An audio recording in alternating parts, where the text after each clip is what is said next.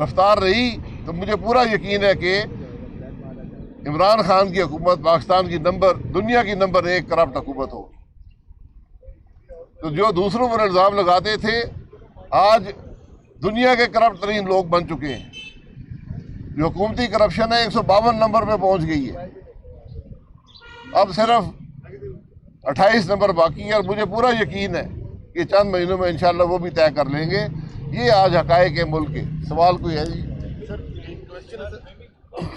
سر ایک کوشچن یہ ہے کہ فواد چودھری صاحب نے ٹویٹ کی ہے، ان کا کہنا یہ ہے کہ یہ جو نون لیگ ہے یہ یک طرفہ فیصلوں کی وجہ سے کئی لوگ چھوڑ کے جا چکے ہیں، جبکہ جو نثار جیسا بھی مرے ہوا سیاستدان چھوڑ کے جا چکا ہے. آپ کے بارے میں بھی انہوں نے لکھا ہے کہ آپ بھی اس نقطے پہ جو ہے وہ سلسلہ شروع کر رہے ہیں، تو کیا کہنا ہے آپ؟ میں نا چودھری فواد صاحب کی ٹویٹ پڑھتا ہوں اور مجھے یہ بتا دیں کہ چودھری فواد صاحب نے آخری سچ کب بولا تھا.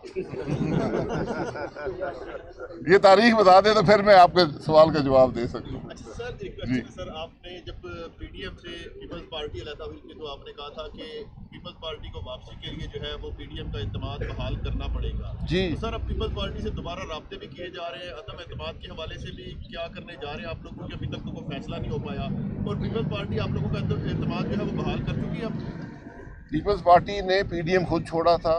اگر وہ پی ڈی ایم میں آنا چاہتے ہیں تو اعتماد بحال کرنا پڑے گا. سیاسی جماعتوں کے آپس میں رابطے رہتے ہیں. اپوزیشن پارلیمان کے اندر اکٹھی ہے. پارلیمان کے بعد ان کے راستے علیحدہ پیپلز پارٹی نے خود کیے تھے. اگر وہ شامل ہونا چاہتے ہیں تو آ کر بات کر لیں پی ڈی ایم سے، اس کا اعتماد بحال کر دیں. اعتماد کے حوالے سے بتا دیجیے گا کہ سی سی کے فیصلوں میں ابھی تک یہ نہیں بتایا گیا ہے کہ تحریک عدم اعتماد لائی جائے گی. کیا حکمت عملی ہوگی؟ تحریک اعتماد کی تشہیر نہیں کی جاتی. تحریک اعتماد لائی جاتی ہے جب نمبر پورے ہو جاتے ہیں، تو انشاءاللہ وہ آئے گی. سر کراچی میں آئے روز سر ٹارگٹ کلنگ کے بعد اب موبائل کلنگ بھی شروع ہو گئی ہے. آئے روز سر موبائل چھیننے کے نام پر سینکڑوں لوگوں کو گولیاں ماری جا رہی ہیں. حالات کس طرف جا رہے ہیں، کیا کہیں گے آپ؟ حالات وہیں پر جا رہے ہیں جہاں پر پاکستان مسلم لیگ نون نے جب حکومت لی تھی 2013 میں تو تھے کہ کوئی شخص کسی صوبے میں محفوظ نہیں تھا، نہ شہروں کے اندر محفوظ تھا نہ سرحدوں پر محفوظ تھا. یہ ناکامی ہے حکومت کی، اس کا ہمیں اعتراف کرنا پڑے گا. اور یہ ناکامی اس لیے ہے کہ آج ہمارا گھر تقسیم ہوا ہے.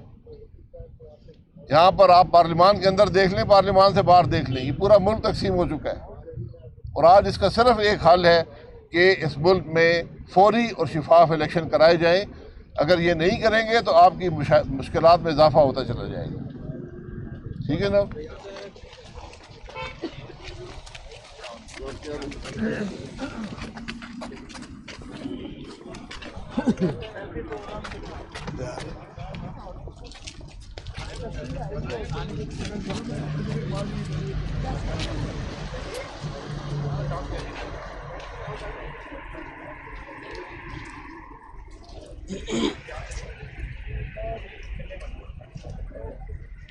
سوال